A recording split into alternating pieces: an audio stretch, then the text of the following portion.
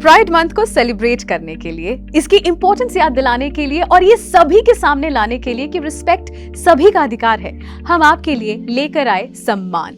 सम्मान जो हमारे पुराणों ने हमें सिखाया है और इन्हीं पुराणों में से छांट कर हम आपके लिए लेकर आए हमारी ये खास सीरीज जिसका नाम भी है सम्मान।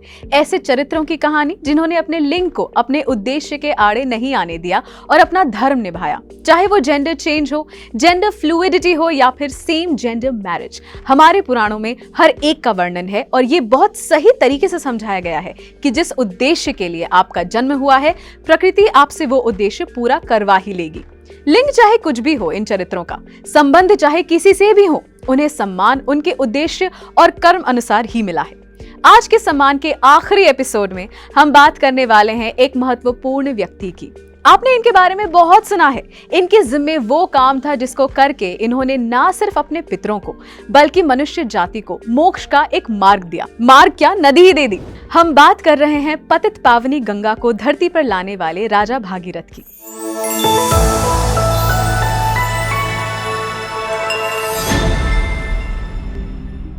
राजा भागीरथ को देवी गंगा को धरती पर लाने का श्रेय दिया जाता है, मगर इनका जन्म भी बहुत ही अलग तरीके से हुआ था। अगर आप नहीं जानते तो आइए आपको बताएं कि पुराणों के अनुसार राजा दिलीप, जो कि भागीरथ के पिता माने जाते हैं, इनकी मृत्यु तो भागीरथ के पैदा होने से बहुत पहले हो गई थी। पद्म पुराण की बंगाली संस्करण और साथ ही कृतिवासी रामायण के अनुसार दिलीप को 2 पत्नियां थीं, मगर दोनों में से किसी को भी बच्चे नहीं हुए। ऐसे में इक्ष्वाकु वंश, वो वंश जहां भविष्य में राजा रामचंद्र का जन्म होना था, अब खत्म होने के कगार पर आने वाला था। मगर वो कहते हैं ना, प्रकृति को जब अपना उद्देश्य पूरा करवाना होता है तो वो करवा ही लेती है। अगर विष्णु को जन्म लेना था तो वो लेकर ही रहेंगे। ऐसे में देवों ने मिलकर एक उपाय निकाला और दिलीप की 2 पत्नियों को ये वरदान दिया। देवियों, इक्ष्वाकु वंश को आगे बढ़ाना अब आपके ऊपर है। हम आपको ये वरदान देते हैं कि आप दोनों के मिलन से एक पुत्र होगा। चूंकि ये बच्चा 2 नारियों के मिलन से उत्पन्न होगा, इस बच्चे में कुछ विकृतियां भी होंगी, परंतु चिंता की कोई बात नहीं। कुछ समय बाद आपके पास एक ऐसे मुनि आएंगे जो इस बालक के विकार दूर कर देंगे।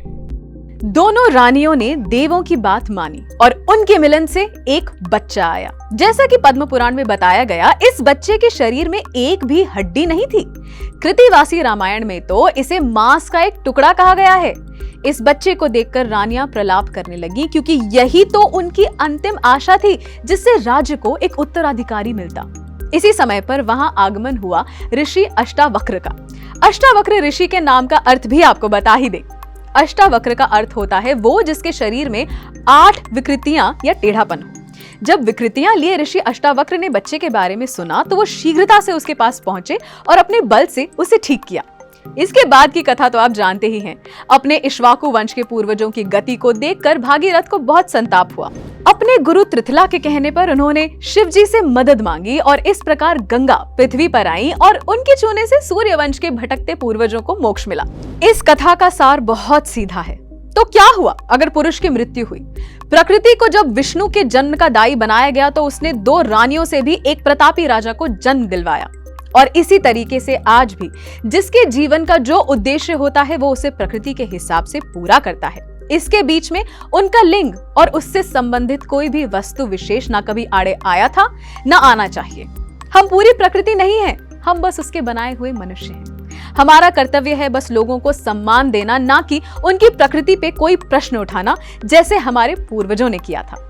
इसके साथ ही हमारी सम्मान नाम की ये सीरीज तो यहीं खत्म होती है, मगर हमारी आशा यही है कि आपके मन में प्रकृति के बनाए किसी भी मनुष्य, चाहे उसका लिंग कुछ भी हो या ना हो, उसका संबंध कैसा भी हो या ना हो, उनके लिए आपके मन में सम्मान कभी खत्म ना हो।